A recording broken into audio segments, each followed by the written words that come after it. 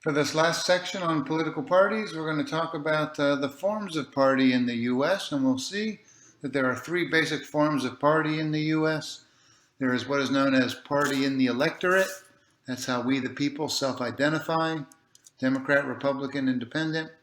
We have party in government. We'll see that that's how government is organized. And finally, we have party as an organization in a federal structure. A national party, state parties, local parties. Let's get going.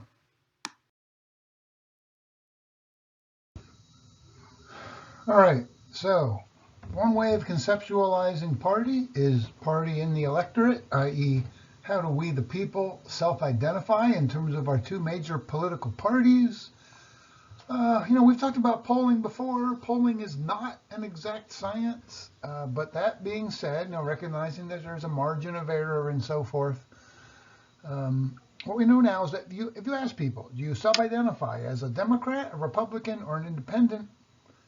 The most recent poll has those who self-identify as independent at 44%, those who self-identify as Democrats at 27%, and those who self-identify as Republicans at 25%. Right? But those numbers jump around from one poll to the next. Right? So some of the polls from even just a few weeks ago or a few months ago, the independents are still going to be the largest category here because the gap is so large between that and the two major parties.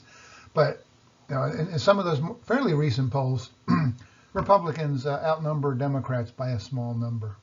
Bottom line, it's awfully close between the two major parties, but with almost half of us self-identifying as independents. And I think it's even more likely you'll self-identify as independent if you're a younger American, i.e. under the age of 50. And the younger you are, the more likely you are to self-identify as independent. I'm sure that resonates for a lot of you. Now, it's also true that if you press those who initially say that they self-identify as independent, and say, hey, you said independent, but come on, man, be real. How do you mostly vote? Well, when you press people and say, which way do you lean? Most people overwhelmingly will say, okay, I self-identify as independent, but I mostly vote Democratic. I self-identify as independent, but I mostly vote Republican, right? So when you press people, and some people will stick with independent, and others may say, don't know or don't care or don't want to say. That looks like, if I add up the numbers here really quickly, eyeballing it, looks like about 12% of us either stick with independent or don't know, don't care, don't want to say. All right, but 88% of us are willing to go and say we're either a Democrat fundamentally or a Republican. Right? So when you aggregate those numbers, those who are strong Democrats and leaning Democratic, those who are strong Republicans and leaning Republican, the most recent poll from just a few weeks ago has Democrats as 46%, Republicans as 42%. But again, if you go back just a few weeks or a few months, you get some of those polls, same exact question. This is Gallup. And that's one thing polling firms like to do. They like to use the same question wording consistently to get reliable responses. You get the flip of that, right? 42% Democrat, 46% Republican, or, numbers in between those two sets. All right, so bottom line, we're pretty close to 50-50 Democrat and Republican. I don't think that's going to surprise too many people, right? We're in so many ways kind of a 50-50 country these days. So that means, right, that given that Democrats and Republicans are pretty evenly split, those who are hardcore independent, maybe those 12% or so, they're often in a position, right, to decide a close election. And what also matters, right, is the extent to which Democrats can get their people to turn out and Republicans can get their people to turn out in an election.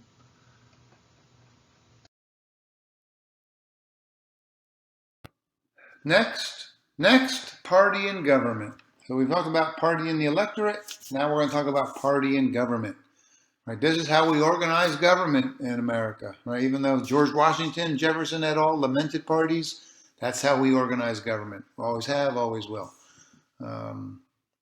The president, right, is de facto the head of his or her party. So who's the current representative of the Democratic Party? It's clearly President Barack Obama. So that's very clear. Congress, right? Any state legislature organized by political party, right? Party leadership is what really shapes legislation in both the House and the Senate. Imagine if everybody elected was merely an independent, right? If we had 435 members of the House that were just independent, 100 senators that were just independent, holy crap, right? How would you get things done? On each issue, you'd have to build a new coalition of more than 50% on each issue from the start, afresh, starting over again each time, trying to figure out, do I have 50%? Can I talk to each member and see where they're at? Holy mackerel. That's not the way we do it at all, though, do we? No. Leadership chooses the issues. They advance an agenda. They assume from the beginning, I'm going to get nearly everybody in my party to support this or else. And then I need to pick up maybe a few votes from the other side. So politics in legislative bodies under party organization, you're working mostly on the margins to get legislation passed. Hold my coalition together and try to pick up a few from the other side. So you're not starting from scratch each time, right? You assume that your party will mostly hold together and then try to add to that if you need to. That's how you get things done.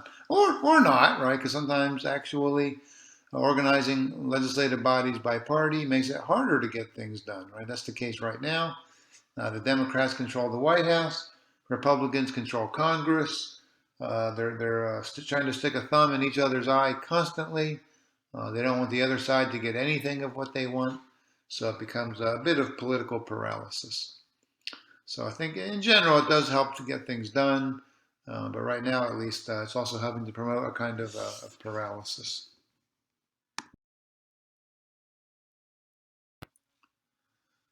All right, finally, let's talk about party as an organization. We've talked about party in the electorate. We've talked about party in government, and now it's party as organization. That's what parties exist as at some level, right? Institutionally, they exist as an actual organization. It follows our federal political structure, right? As you'd expect, we have the Democratic National Committee, the Republican National Committee, the national versions of the two major parties. We also have, of course, the Nevada Democratic Party, the Nevada Republican Party, state parties, right, across all 50 states. We have local party organizations. Here in the Valley, we would have the Clark County Republican Party, the Clark County Democratic Party. So just as we have a distribution of political power at the three levels of government, right, national, state, and local, so we have party organizations at those levels as well, right? That's part of our party organization in America that we've talked about, right? We do have national parties, but we also have state and local parties, and sometimes they're not on the same page with one another within, let's say, the Republican Party. The Republican Clark County Party probably isn't on quite the same page as the Republican National Committee. And they may not even be on quite the same page as the Nevada Republican Party. So that's part of our fragmented, right, decentralized party structure. You see it in the way we've organized our parties as organizations. We have, national organizations, but lots of state organizations and even more local organizations. And to some extent, they each go their own direction. Herding cats, right? That's what it's like, herding cats. What roles do party organizations play at the national, state, and local level? They play a lot of behind-the-scenes, inside baseball role here in our political system. Really important stuff. They recruit candidates, right? They're always looking for likely candidates to run for elected office at the state and local level. Maybe even ultimately, of course, at the federal level. They're looking for people who've been maybe successful in the in business, maybe successful in the military, perhaps successful in other work environments. Are they popular? Do they have charisma? Are they informed? Are they interested? Right? They try to find out. That's how you build parties. You build them at the local level. Would you like to run for Las Vegas City Council? You've been successful in business. We think you'd be great on the council. You're a successful attorney. we'd like to see you run for the council as a Democrat or as a Republican, right? So the two parties are always competing for trying to find people that they can run that maybe, maybe they run for local office, maybe they graduate to state office, eventually they end up maybe succeeding at an even higher level. So parties do that at a very grassroots level. They recruit candidates. A lot of people don't realize that. Some would say that that's what happened to the Republicans in 2014 versus 2010. In 2010, more like 2012. In 2012, the Tea Party had a big impact on which candidates were winning some of these primaries and caucuses. It resulted in some candidates who could not win in the general election. So I think in 2014, the GOP said, screw that. We need to take control of our recruitment process, screen out and try to beat out these Tea Party candidates, get more mainstream establishmentarian candidates. We can do better in the general, and they did. That took a concerted effort, though, by the GOP to retake control of their own party away from some Tea Party elements. Raise money, right? They raise money. Running candidates is expensive. They want to raise as much money as possible to fund their preferred candidates. And there you have it, right next on the list. Aid candidates in elections, partly by giving them money where you think they could win. Probably don't give them money where you think they can't win or give them very little. Maybe provide them some logistical support. Hey, we have a list here of likely donors. We'll share that with you. See what you can get. There are all sorts of ways you can help candidates via party structures. They play a key role, right, in nominating candidates. When the Democrats look to nominate somebody to run for president, what are they going to do? They're going to use the party in all 50 states to run primaries and caucuses to choose delegates to the convention in late summer for the Democratic National Convention. And of course, on the other side, the Republican National Convention. Those parties run those primaries and caucuses to nominate candidates for the general election. Register and mobilize voters, crucial function here, behind the scenes, inside baseball, but very important, right? On campus, college campuses, the Democrats will often go and register people. They know that some of them are going to be Republican, but they also know that on a college campus, mostly they'll be Democrats. So you want to register those voters ahead of time, right? Because if you're not registered, you can't vote on election day. So you register them ahead of time. The Republicans, they would probably go to different places to register voters, probably senior centers, to be quite blunt about it, right? Older people tend to vote Republican. You go to senior centers, you register those people, you'll mostly be registering Republicans. You're not allowed, by the way, to say, are you a Democrat or a Republican? If you're a Democrat, I won't register you because we're with the Republican Party. You can't do that. So you try to go where the ducks are. Where the most ducks are. You'll also mix in some geese that you don't want, but you'll mostly get ducks. And also you want to mobilize these suckers, right? Once you get them registered, make sure they vote on election day. Make sure, call them multiple times. Have you voted yet? Records indicate that you have not voted. Would you please vote? There you do target your own people. You do target your own people. Registered Democrats, registered Republicans. Hey, do you need a ride? Do you know where to vote? I can tell you where to vote. I can help you with that. Mobilize these people. Create party platforms. That's total inside baseball. Probably not as important as they would like to think. These are the real activists who care about the official party positions on different issues. Although, as we've seen, sometimes individual elected officials and candidates won't necessarily follow that platform. But there's that.